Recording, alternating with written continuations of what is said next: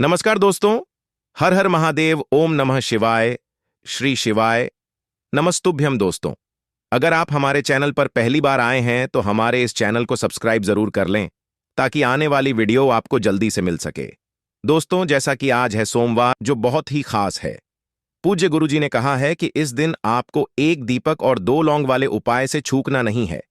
ये उपाय आपको अवश्य करना है। दोस्तों, आज हमने इस वीडियो में पूज्य गुरुजी द्वारा बताए गए कुछ विशेष उपाय आपको बताए हैं जो आपको अवश्य करने हैं। इस वीडियो को ध्यान से देखें, पूरा सुने। आधा अधूरा सुनने से कोई लाभ नहीं होगा। चलो चलते हैं, सुनते हैं।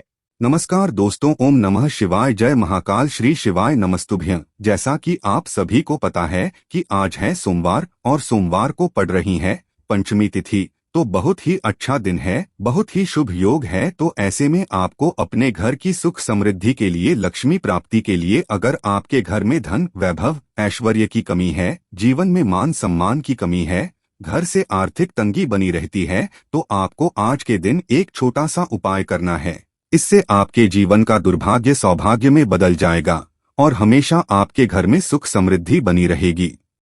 तो इस उपाय को कैसे करना है और क्या क्या सामग्री लगेगा, पूरा इस वीडियो में बताएंगे। पूज्य गुरुदेव जी की कथा से सुनकर आपको समझाने का पूरा प्रयास करूंगा। बस इससे पहले आपसे एक छोटा सा निवेदन है कि आप वीडियो को कर दे एक लाइक और चैनल को सब्सक्राइब करके कमेंट बॉक्स में महादेव का कोई सभी प्यारा नाम हर हर महादेव जरूर लिखें। तो चलिए बढ़ते हैं उपाय की ओर। तो देखिए, आज के इस पूरे वीडियो में हम 3 महाउपायों के बारे में जानेंगे, तो वीडियो को आपको पूरा अंत तक देखना है। देखिए, पहला और दूसरा उपाय दोनों ही बहुत ही खास है और तीसरा उपाय धन प्राप्ति का उपाय होने वाला है। देखो, अब पहला उपाय जो है वो आपको धन प्राप्ति और पारिवारिक सुख शांति के लिए होगा। दूसरा उपाय आपके मान सम्मान और सुख की प्राप्ति के लिए है। वीडियो पूरा जरूर देखना और आगे बढ़ने से पहले वीडियो को एक लाइक जरूर करना। देखिए, सबसे पहले हम जान लेते हैं गुरुजी द्वारा बताए गए पहले उपाय के बारे में। देखो, इस उपाय के लिए आपको लेना है एक गोल बाती का दीपक। आप चाहें तो मिट्टी का ले सकते हैं या फिर घर से शुद्ध आटा मढ़कर उसका दीपक आप तैयार कर सकते हैं। इसके बाद आपको लेना है शुद्ध गाय का घी। अगर वो नहीं है तो कोई भी देसी घी इस्तेमाल कर सकते हैं, जिससे आपको दीपक प्रज्वलित करना है। देखो, अब ये सब सामग्री लेकर आपको जाना है प्रदोष काल में आपके घर पर तुलसी जी के घेरे के पास में। देखो, ये उपाय तो आपको अवश्य करना है। देखो, वहां पहुंचकर सबसे पहले वो दीपक आपको प्रज्वलित कर देना है और ओम नमो भगवते वासुदेवाय नमः का 11 बार जाप करना है। उसके बाद आपको अपने सीधे हाथ में थोड़ी हल्दी लेकर उस दीपक में अपना नाम और गोत्र बोलते हुए डाल देना है। उसके बाद माता लक्ष्मी से आपको प्रार्थना करना है कि हे महालक्ष्मी, हमारी सभी दुख तकलीफों को दूर करो। हे महादेव, हमारे सब दुख कष्टों को खत्म करो। इस भावना से आपको ये उपाय करना है। अब हम बात करते हैं दूसरे उपाय की। देखो, इस उपाय के लिए आपको मात्र 2 लौंग लेनी होगी, यानी कि आपको लौंग का जोड़ा लेना है। 2 फूल वाली आपको लौंग लेनी है। लौंग का जोड़ा कहीं से भी खंडित नहीं होना चाहिए, इस बात का ध्यान रखें। इसी के साथ में आपको लेना होगा लाल चंदन का पाउडर। देखिए, यदि आपके पास लाल चंदन की लकड़ी है तो उसे घिसकर भी आप चंदन के रूप में प्रयोग कर सकते हैं। यदि पाउडर है तो उसका भी आप अपने उपाय के लिए प्रयोग कर सकते हैं। देखिए, चंदन जो है वो तेज का प्रतीक माना गया है और साथ ही साथ जीवन के अंधकार को दूर करने का प्रतीक माना गया है। अब इसी के साथ में आपको मात्र एक तांबे के पात्र के अंदर शुद्ध जल लेना होगा अपने घर से। अब दोस्तों, ये तीनों सामग्री लेकर के सीधे आपको पहुंच जाना होगा भगवान शिव के मंदिर में। देखिए, इसी के साथ में आपको एक गोल बाती का दीपक भी लेना होगा। दीपक आप मिट्टी का भी ले सकते हैं, शुद्ध घाटा मढ़कर उसका भी तैयार कर सकते हैं।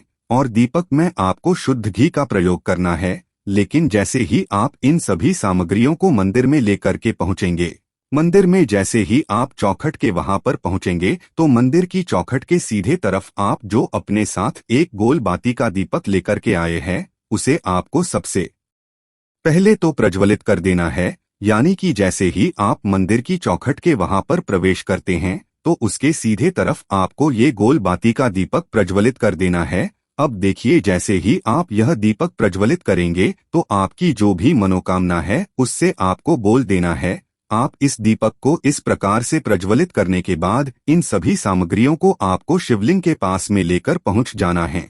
अब देखिए दोस्तों, आपके पास जो एक तांबे के पात्र के अंदर शुद्ध जल है उसमें से आपको केवल आधा लोटा जल ही भगवान शिव के शिवलिंग पर अर्पित करना है। आधा लोटा जल आपको उसी पत्र के अंदर बचा लेना है। अब दोस्तों, आपके पास जो 2 लौंग हैं यानी कि लौंग का जोड़ा है, उससे आपको अपना नाम और अपने गोत्र को बोलते हुए आपकी जो भी समस्या चल रही है, आपके जीवन में जो भी परेशानी उत्पन्न हो रही है, उन्हें आपको बोल देना है। और ये जो लोगों का जोड़ा है इसे आपको भगवान शिव के शिवलिंग पर अर्पित कर देना है। जैसे आप ये 2 लोग शिवलिंग पर चढ़ाएंगे तो अपना हाथ जो है वहां पर आपको रखना है और महादेव से आपको प्रार्थना करनी है कि मेरे जीवन की ये जो परेशानियां हैं ये सभी दूर हो जाए। यानी कि आपके जीवन में धन की संबंधित परेशानी चल रही है, कर्ज की समस्या चल रही है, बच्चों का पढ़ाई लिखाई में मन नहीं लग पा रहा है, घर के जो आर्थिक संकट है वह सभी दूर हो, व्यापार आपका ढंग से नहीं चल पा रहा है, घर में रोग की स्थिति बनी हुई है, यानी कि जिस भी प्रकार की आपकी समस्याएं हैं उसे आपको महादेव से बोल देना है और महादेव से इन सभी समस्याओं को दूर करने के लिए आपको प्रार्थना कर लेनी है। अब देखिए दोस्तों, आपने जो 2 लौंग शिवलिंग पर समर्पित की थी उससे आपको वहां से उठा लेना है और इन दोनों लौंग को आपको शिवलिंग से उठा करके सीधे उससे जल के पात्र के अंदर डाल देना है। यानी कि अपने आधा लोटा जल और बचाया हुआ था उसी के अंदर आपको ये 2 लौंग डाल देनी है और साथ में आप जो लाल चंदन लेकर के आए थे उस लाल चंदन को भी आपको उसी पात्र के अंदर डाल देना है। यानी कि आधा लोटा जल और बचा हुआ है तो उसी आधे लोटे जल के अंदर आपको ये लाल चंदन भी डाल देना है। अब देखिए, इस आधे लोटे जल में है जिसमें अपने 2 लौंग डाली है, लाल चंदन डाला है, उसे सीधे लेकर के आपको पहुंचना है बेलपत्र के वृक्ष के वहां पर। देखिए, बेलपत्र का वृक्ष यदि आपके घर पर है तो वहां पर आपको आ जाना है, आपके घर के आसपास कहीं भी है तो वहां पर आपको पहुंच जाना है और उसके बाद आपका जो मुख है वह दिशा की ओर होना चाहिए और उसके बाद आपको अपना नाम और अपनी गोत्र को बोलना है और पुनः अपने जो भी परेशानियां शिवलिंग के पास में बोली थी उन्हें आपको वापस से बेलपत्र के वहां पर भी बोल देनी है। और ये जो आधा लोटा जल और है इससे आपको पूरा बेलपत्र के वृक्ष की जड़ में श्री शिवाय नमस्तुभ्यं इस मंत्र का जाप करते हुए समर्पित कर देना है। तो बस इतना सा उपाय आपको करना है, जो भी आपकी परेशानी है, समस्या है, उससे महादेव निश्चित ही दूर करेंगे। अब दोस्तों, हम जान लेते हैं तीसरे चमत्कारी और विशेष उपाय के बारे में। देखिए, ये उपाय बहुत ही चमत्कारी हैं क्योंकि इस उपाय से आपके जीवन में तेज की वृद्धि होगी, यानी कि जीवन से जितना भी अंधकार ही वो सभी दूर होगा। तो इस उपाय के लिए आपको मात्र एक गुड़ का टुकड़ा लेना है। गुड़ का टुकड़ा आपकी जीवन में तेज की वृद्धि करता है और साथ ही साथ आपके जीवन से जो अंधकार है उसे दूर करता है। इसी के साथ में आपको एक चावल दाना यानी कि अक्षत का दाना लेना है। ये चावल का दाना आपके जीवन में सुख शांति को लेकर के आता है, आपके जीवन में धन की जितनी भी परेशानियां हैं उन्हें समाप्त करता है। इसी के साथ में आपको मात्र एक हरा मूंग लेना है। हरा मूंग जो है वह बुध ग्रह को प्रसन्न करता है। देखिए, हरे मूंग का उपाय करने से बुध ग्रह मजबूत होता है और बुध ग्रह के मजबूत होने से बुद्धि, ज्ञान और विवेक की प्राप्ति होती है। तो ये तीनों ही सामग्री आपको एक एक लेनी है, यानी कि एक गुड़ का टुकड़ा, एक चावल का दाना, एक हरा मूंग आपको लेना है। देखिए, हरा मूंग का दाना और चावल का जो दाना है आपको साबुत लेना है, खंडित नहीं होना चाहिए। और इसी के साथ में आपको मात्र एक तांबे के पात्र के अंदर अपने घर से शुद्ध जल ले लेना है। देखिए, अब इन सभी सामग्रियों को लेकर के सीधे आपको पहुंच जाना है भगवान शिव के मंदिर में। आप ये उपाय सुबह से लेकर के शाम तक किसी भी समय कर सकते हैं। देखो, ये उपाय आप सोमवार और बुधवार के दिन ही आपको इस उपाय को करना है। तो सबसे पहले तो ये जो एक गुड़ का टुकड़ा है, एक चावल का दाना है और एक हरा मूंग का दान है, उन तीनों को आपको उस जल के पात्र के अंदर डाल देना है। लेकिन यह जो उपाय है आपके जीवन की सारी परेशानियों को दूर करने के लिए होता है। ये विशेष मनोकामना तीनों सामग्रियों से ही आपकी परिपूर्ण हो जाती है। देखिए, यदि आपकी जीवन में सुख और तेज होगा तो सभी आपसे वार्तालाप करेंगे, सभी आपसे बात करेंगे और आपका जो मान सम्मान है वह बढ़ता है और चावल का जो दाना है वह धन में वृद्धि करता है, मन की शांति के लिए होता है। और हरा मूंग जो है वह बुद्धि, ज्ञान और विवेक की प्राप्ति के लिए होता है।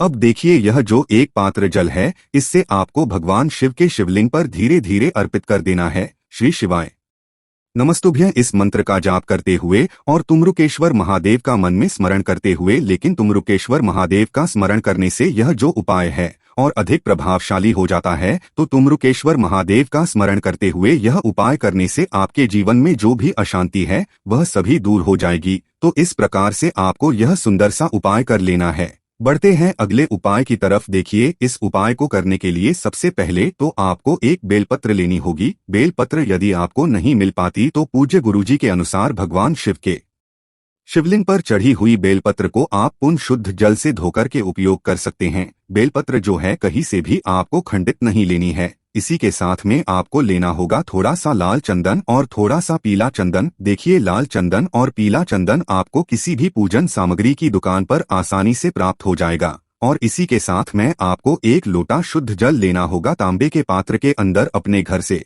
देखिए, आपको ये सभी सामग्रियां लेकर के पहुंच जाना होगा। भगवान शिव के मंदिर में प्रदोष काल के समय देखें। प्रदोष काल का जो समय है सूर्यास्त से 45 मिनट पहले शुरू हो जाता है और सूर्यास्त के 45 मिनट बाद तक रहता है। देखिए दोस्तों, सबसे पहले तो आपके पास जो लाल चंदन और पीला चंदन है उनमें आपको थोड़ा सा जल डाल करके उन्हें गीला कर लेना है। अब देखिए, आपके पास जो बेलपत्र है, बेलपत्र में 3 पत्तियां होती है। तो बेलपत्र की जो चिकनी साइड होती है, तो बेलपत्र की जो बड़ी वाली पत्ती होती है उस पर आपको कुछ भी नहीं लगाना है। लेकिन बेलपत्र की जो नीचे की 2 पत्तियां होती है उन पर आपको एक एक बिंदी लाल चंदन की लगानी है। लेकिन ये जो बिंदियां है आपको अपने सीधे हाथ की चिट्ठी उंगली के पास वाली जो उंगली अनामिका उंगली उसी से लगानी होगी। अब दोस्तों, बेलपत्र की जो डंडी होती है उस पर आपकी पीला चंदन लगाना है। अब दोस्तों, इस प्रकार से बेलपत्र को तैयार करने के बाद आपके पास जो एक लोटा शुद्ध जल है उसमें से जो आधा लोटा जल है उसे आपको माता अशोक सुंदरी वाले स्थान पर समर्पित करना है। और जो शेष जल बचेगा उसे पूरा आपको भगवान शिव के शिवलिंग पर अर्पित कर देना है। अब दोस्तों, आपके पास जो एक बेलपत्र है उससे आपको माता अशोक सुंदरी वाले स्थान पर रखना होगा। उल्टा देखिए, उपाय विशेषकर धन प्राप्ति के लिए है या फिर यदि आपको किसी भी चीज का भय है तो उसके लिए भी आप ही उपाय कर सकते हैं। लेकिन यह जो बेलपत्र है आपकी जो भी इच्छा है उससे बोल करके आपको माता अशोक सुंदरी वाले स्थान पर अर्पित कर देनी है। देखिए, अर्पित आपको किस प्रकार से करनी है। इसकी जो डंडी है वह शिवलिंग की ओर रहेगी और इसका जो पत्ती वाला भाग है वो आपको जलाधारी की ओर रखना है। और जो अपने बेलपत्र की चिकनी साइड पर लाल चंदन और पीला चंदन लगाया है वह माता सुंदरी से स्पर्श होगा। इस प्रकार से आपको यह बेलपत्र समर्पित कर देनी है। तो इस प्रकार से आपको यह पहला उपाय करना है जो कि आपकी धन की प्राप्ति के लिए है, आपके जीवन की समस्त मनोकामनाओं की परिपूर्ति के लिए है। देखो दोस्तों, आज के इस वीडियो में हमने आपको सोमवार के दिन किए जाने वाले 3 बहुत ही सुंदर से उपाय बताए हैं। इनमें से जो भी उपाय आपके लिए उचित है, सरल है, उसे आप कर सकते हैं। यदि उपाय से जुड़ा आपके मन में किसी भी प्रकार का सवाल है तो कमेंट बॉक्स में पूछ ले। उपाय को करते समय कोई भी गलती ना करे। अगर आपको हमारी वीडियो पसंद आए तो हमारे चैनल को सब्सक्राइब जरूर करें। हर हर महादेव। ओम नमः शिवाय।